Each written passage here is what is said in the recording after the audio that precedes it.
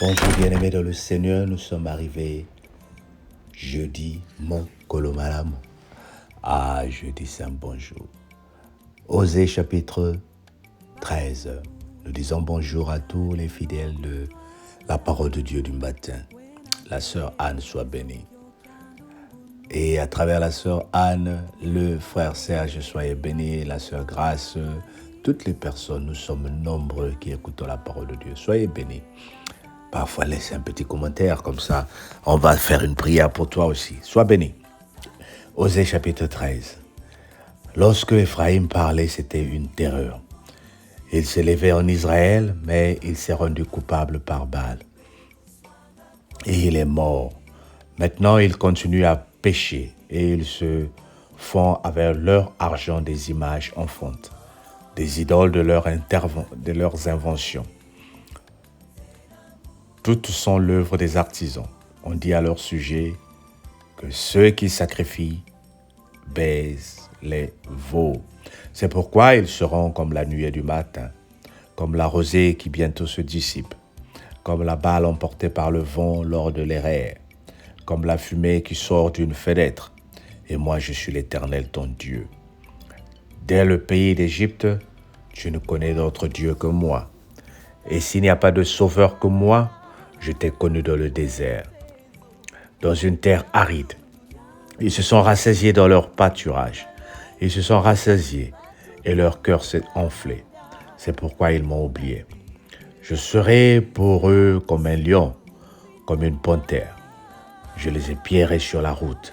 Je les attaquerai comme une rousse à qui on a enlevé ses petits. Je déchirerai l'enveloppe de leur cœur. Je les dévorerai comme une lionne. Les bêtes des champs les mettront en pièces. Ce qui cause ta ruine, Israël, c'est que tu as été contre moi, contre celui qui pouvait te secourir. Où est donc ton roi qui te délivre dans toutes tes villes? Où sont tes sujets, au sujet desquels tu disais « Donne-moi un roi et des princes ». Je t'ai donné un roi dans ma colère, je te le ôterai dans ma fureur. L'iniquité d'Éphraïm s'est gardée et gardée. Son péché est mis en réserve. Les douleurs de celles qui enfantent viendront pour lui. C'est un enfant peu sage, qui, au terme voulu, ne sort pas du sein maternel. Je les rachèterai de la puissance du séjour des morts. Je les délivrerai de la mort. Ô mort, où est ta peste? Séjour des morts, où est ta destruction? Mais le repentir se dérobe à mes regards. Éphraïm a beau être fertile au milieu de ses frères, le vent d'Orion viendra. Le vent de l'Éternel s'élèvera du désert, desséchera ses sources, tarira ses fontaines, empilera le trésor de tous les objets précieux. Samarie sera punie parce qu'elle s'est révoltée contre son Dieu. Ils tomberont par l'épée, leurs petits enfants seront écrasés. Elle enfondra le ventre de leur femme enceinte. Amen. Où est le roi que tu avais demandé? Où sont les sujets pour lesquels tu disais « Nous avons besoin d'un roi pour commander nos sujets ». Israël a voulu faire comme les autres peuples, avoir un roi. Il ne voulait plus que le Seigneur qui les avait choisis, qui les avait mis de côté, continue à les guider. Ils voulaient être comme tout le monde. Ils voulaient vivre comme tous les peuples. Ils ont dit, Seigneur, donne-nous un roi. Et quand ils ont eu un roi, vous connaissez Saul, il les a traités comme il fallait les traiter. Il a commencé à prendre des taxes sur eux. Il a commencé à prendre leurs enfants pour les envoyer dans l'armée. Et il a commencé à imposer des choses qu'ils devaient supporter. Le Seigneur t'a libéré quand tu as dit « J'aimerais suivre le péché, j'aimerais abandonner le péché pour suivre Jésus ». Tu as donné ta vie à Jésus et le Seigneur t'a libéré. Tu n'es plus libre.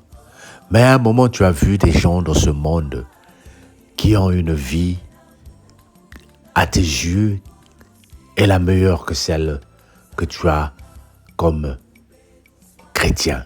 Tu t'es dit, mais j'aimerais être comme eux.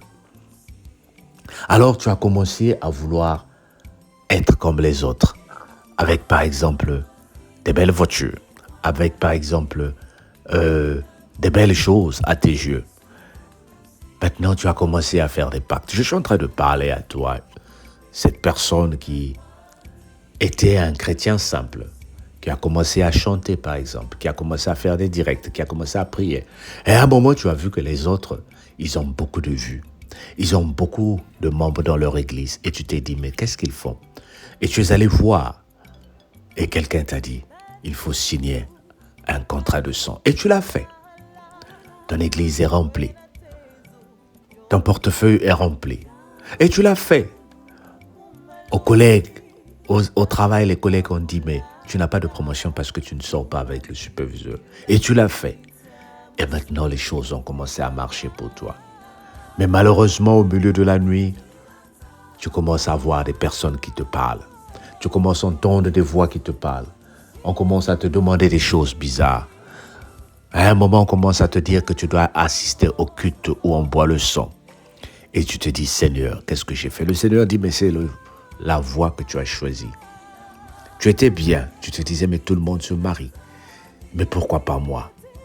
Et tu as accepté d'aller sortir avec un homme marié, une femme mariée.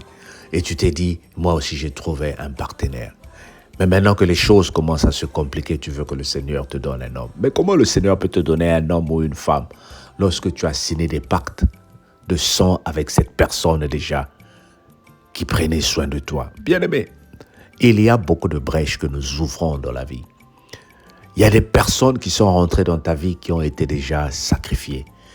Il y a des personnes que tu as laissées introduire dans ta vie qui te donnent des conseils à propos de ton mariage, à propos de ton foyer. Et le fait qu'ils ont commencé à s'aimer des mauvaises graines dans ta vie, tout est perturbé. Tes enfants crient la nuit. Et tu commences à te dire, le Seigneur ne t'aime pas. Oui, le Seigneur t'aime. Le Seigneur t'aimait. Mais c'est toi qui as ouvert la porte. C'est toi qui as ouvert la porte. Mais je viens t'apporter ce message ce matin pour te dire qu'il n'est pas trop tard. Même si tu as fait un contrat avec les francs-maçons, Dieu te dit, reviens, fuis chez moi. Il va te libérer.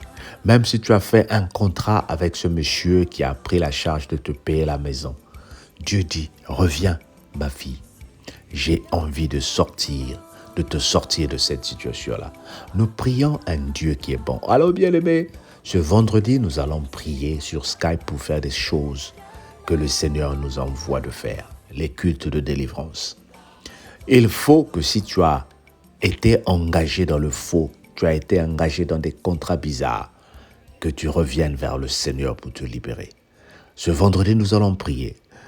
Si tu veux assister à ce culte, envoie-nous un message, laisse un commentaire. Nous allons te envoyer le lien de Skype. Tu fais des mauvais rêves, on te poursuit la nuit. Tu vois que tu es en train de manger des choses bizarres et tu sais que ce n'est pas normal. Le Seigneur est prêt pour te récupérer et pour te libérer. Même si ces contrats ont été faits à ton insu, tu ne savais pas. Je te dis, l'heure est arrivée de la délivrance. Que le Seigneur te bénisse. Tu seras délivré au nom de Jésus. Mets juste ta main droite, laisse-moi prier pour toi.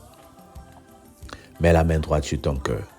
Seigneur, je te prie pour cette personne qui vient de m'écouter, qui prend l'engagement de prier et de demander à ce qu'elle soit délivrée.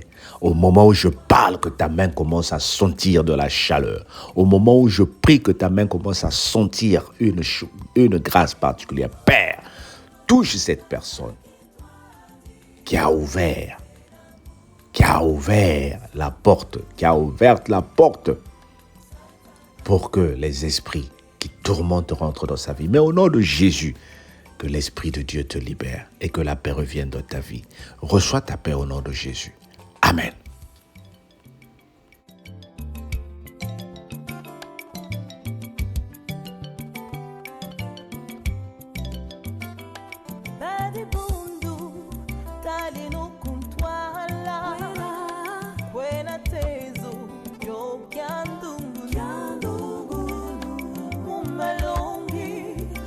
Tutambula